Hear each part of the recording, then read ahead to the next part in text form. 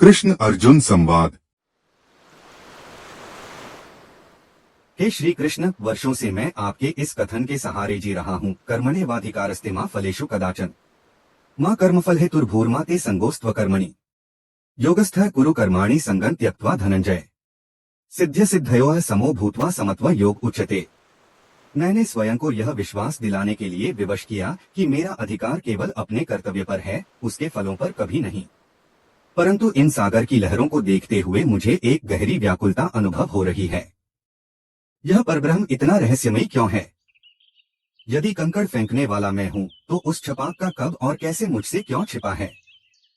अर्थात उस छपाक का फल कब और कैसे प्राप्त होगा? क्या परब्रह्म एक मौन निरंकुश शासक है, जो हमारे श्रम की मांग तो करता है, लेकिन फसल को परिणामों के एक ब्लैक बॉक्स में छिपा देता है?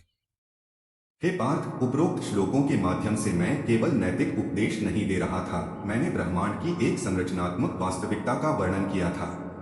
कर्म के विपाक अर्थात पकने की भविष्यवाणी करना असंभव क्यों है, यह समझने के लिए हमें ब्रह्मांड की कार्यप्रणाली को समझना होगा।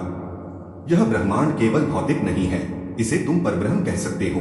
मैंने कर्म के अधिकार पर बल इसलिए दिया क्योंकि किसी भी कार्य पर मनुष्य के प्रभाव का क्षेत्र उसी क्षण समाप्त हो जाता है जब कार्य संपन्न होता है। विवेक चूड़ामणि में स्वामी रंगनाथानंद आदि शंकराचार्य के तर्क का अनुसरण करते हुए समझाते हैं कि जीव कर्ता तो है, परंतु ब्रह्मांडीय वातावरण का नियंता अर्थात कंट्रोलर नहीं है। कर्म फल का प्रकटीकरण गुप्त क्यों है? हे पार्थ, ऐसा इसलिए है क्योंकि एक अकेले कार्य का परिणाम कभी भी एक स्वतंत्र लेनदेन अर्थात आइसोलेटेड ट्रांजैक्शन नहीं होता। जैसा कि मैंने गीता में कहा है, कर्म के ये 5 कारण हैं: अधिष्ठान अर्थात भौतिक और पर्यावरणीय क्षेत्र, कर्ता अर्थात तुम्हारा इरादा और मानसिक स्थिति, करण अर्थात उपयोग किए गए साधन और इंद्रिय, चेष्टा अर्थात वास्तविक प्रयास, दैव अर्थात 5वां और सबसे रहस्यमय कारक संचित कर्मों का वह विशाल भंडार जो वर्तमान क्षण से टकराने की प्रतीक्षा कर रहा है। भविष्य में डॉक्टर रॉबर्ट स्वोबोडा, स्वामी विमलानंद के छात्र, समझाएंगे कि कर्म स्वयं जड़ है। एक बीज यह तय नहीं कर सकता कि उसे कब अंकुरित होना है, उसे मिट्टी, पानी और ऋतु की आवश्यकता होती है। पतंजलि के योग सूत्र के अनुसार कर्म विपाक आशय अर्थात अवचेतन भंडार पर निर्भर करता है। तुम परिणाम का समय इसलिए निर्धारित नहीं कर सकते क्योंकि ब्रह्मा एक ऐसे ब्रह्मांडीय सूची अर्थात कॉस्मिक इन्वेंट्री का प्रबंधन करता है जो अरबों जन्मों तक फैली हुई है। वैदिक ज्योतिष की विंशोत्तरी दशा केवल उस समय खिड़की अर्थात प्रारब्ध को दिखाती है जब कुछ बीजों के अंकुरित होने का समय तय है, लेकिन यह तुम्हारे क्रियमाण कर्मों जो तुम अभी कर रहे हो का हिसाब नहीं देती, जो पुराने बीजों को खाद दे सकते हैं या नष्ट कर सकते हैं। इसीलिए वैदिक ज्योतिष एक संभाव्यता अर्थात प्रोबेबिलिस्टिक का विज्ञान है, निश्चितता अर्थात डिटर्मिनिस्टिक का नहीं। ज्योतिष और कर्म का रहस्य क्या है? हे पार्थ, अधिकांश लोग सोचते हैं कि ग्रह हम पर शासन करते हैं। यह सत्य से बहुत दूर है। वास्तविकता में वे केवल एक मानचित्र अर्थात मैपिंग दिखाते हैं कि क्या हो सकता है। हम अपने ग्रहों को प्रभावित कर सकते हैं, लेकिन अधिकांश उपाय केवल संचित कर्मों को सुधारते हैं, प्रारब्ध को नहीं। हम अपने ग्रहों के स्वामी हैं, वे हमारे नहीं। हमारे विचार और कार्य हमारे भविष्य की महादशा और अंतर्दशा को आकार देते हैं, जिसका फल परब्रह्म शायद अगले जीवन में या 1 सहस्त्र वर्षों बाद दे। भगवान शिव ने बृहद पाराशर पुरा शास्त्र में देवी पार्वती को समझाया है कि ज्योतिष का उपयोग केवल मार्गदर्शन के लिए किया जाना चाहिए। अब तुम्हारे प्रश्न पर आते हैं।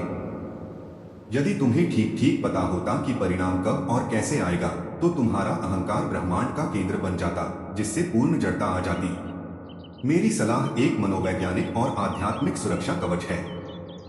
मानसिक पक्षाघात अर्थात मेंटल पैरालिसिस से बचने के लिए आपको उन नतीजों पर ध्यान देना बंद करना होगा जो अरबों बाहरी चरों अर्थात दैव पर निर्भर करते हैं, जिसे हम किस्मत कहते हैं, क्योंकि लगातार चिंता करना ही दिमाग को अस्थिर करता है। यदि मनुष्य अपने संचित कर्मों के उस विशाल पहाड़ को देख ले, तो वह उसके भार तले दब जाएगा। परब्रह्म केवल उतना ही प्रारब्ध मुक्त करता है जितना वर्तमान शरीर और मन सह सके। परब्रह्म एक अंतर्रोधी अर्थात बफर के रूप में कार्य करता है। ब्रह्मांड तुम्हें दंडित नहीं कर रहा, वह जीव को उसकी मूल स्थिति सच्चिदानंद में वापस लाने का प्रयास कर रहा है। समय इस आधार पर तय होता है कि पाठ अर्थात लेसन तुम्हारे विकास के लिए सबसे प्रभावी कब होगा। इससे ब्रह्मांड के संतुलन की स्थापना होती है। कृपया मुझे इस कर्म के सिद्धांत के बारे में और विस्तार से बताएं और यह भी कि यह समय और जन्मों के चक्र में कैसे फैलता है।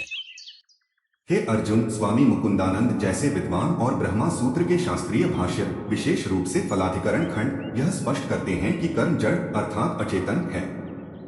इसमें स्वयं को फल के रूप में आप तक पहुंचाने की अपनी कोई चेतना या शक्ति नहीं होती।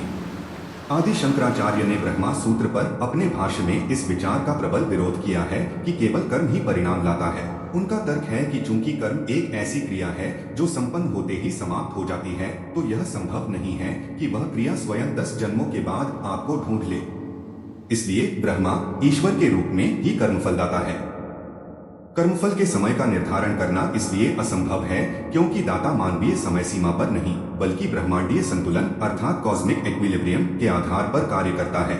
यदि किसी कार्य का परिणाम इस क्षण ब्रह्मांड के समग्र संतुलन को बिगाड़ता है तो ब्रह्मा उसे संचित अर्थात भंडार में तब तक रोके रखता है जब तक कि उसे फल में बदलने के लिए सही संरचनात्मक द्वार अर्थात स्ट्रक्चर विंडो न खुल जाए। इसके अतिरिक्त जैसा कि मैंने वैदिक ज्योतिष की विंशोत्तरी दशा के परिप्रेक्ष्य से समझाया है, दशा भले ही पिछले कर्मों के प्रकट होने का अवसर दिखाती है, लेकिन आधुनिक शोधकर्ता जैसे कि राव, जिन्होंने ग्रहों के कर्म नियंत्रण पर गहरा शोध किया है, यह बताते हैं कि देश अर्थात स्थान, काल और पात्र अर्थात व्यक्तिगत क्षमता फिल्टर के रूप में कार्य करते हैं। यहाँ तक कि पतंजलि योग सूत्र के साधन पाद 2.13 में भी यही कहा गया है, सती मूले तद्विपाको जात्यायुर्भोगा है, अर्थात जब तक मूल कारण विद्यमान है उस कर्म भंडार का परिणाम जन्म, जाति, आयु और अनुभवों भोग के रूप में प्रकट होता रहता है। मैंने पहले कर्म के प्रकटीकरण के लिए जिन 5 कारकों का उल्लेख किया था उन्हें स्मरण करो। उनमें से केवल एक दैव अर्थात प्रारब्ध, भाग्य या ब्रह्मा है। शेष 4 कारक पूरी तरह से तुम्हारे वर्तमान नियंत्रण में हैं। यदि तुम फल को पहले से जान लेते तो तुम अन्य 4 कारकों पर पुरुषार्थ करना छोड़ देते, जिससे तुम्हारे स्वयं के विकास का मार्ग ही रुक जाता। तुम्हारे अहंकार के नियंत्रण में रहने वाले वे 4 कारक ये हैं: अधिष्ठान अर्थात भौतिक और पर्यावरणीय संदर्भ, कर्ता अर्थात तुम्हारा इरादा और मानसिक स्थिति, करण अर्थात उपयोग किए गए साधन और इंद्रिय, चेष्टा अर्थात तुम्हारा वास्तविक प्रयास और श्रम। परब्रह्म परिणामों को क्यों छिपाता है? हे पार्थ, इसके पीछे गहरे दार्शनिक कारण हैं। यदि तुम्हें पता हो कि कार्य ए से 5 दिन में परिणाम बी मिलेगा तो तुम्हारा कार्य धार्मिक नहीं रहेगा, अर्थात वह एक सौदा व्यापारिक लेन देन बन जाएगा। अर्थात यदि समय ज्ञात होता तो मानवीय अहंकार परब्रह्म के साथ सौदेबाजी करने लगता, जिससे आध्यात्मिक विकास रुक जाता। इससे मानवीय अहंकार की सीमा तय होती है।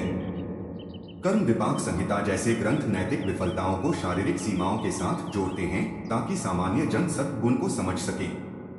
ब्रह्मांड अर्थात परब्रह्म कोई न्यायालय नहीं है, यह चेतना की प्रयोगशाला है। यदि तुम परिणाम जान जाते तो तुम पुरस्कार के दास बन जाते, न जानकर तुम्हारे पास कर्म के स्वामी बनने का अवसर है। मेरी पूर्ण शरणागति अर्थात कंप्लीट सरेंडर की मांग वास्तव में तुम्हारी बुद्धि को भौतिक जगत द्वारा खरीदे जाने से बचाने की एक रणनीति है।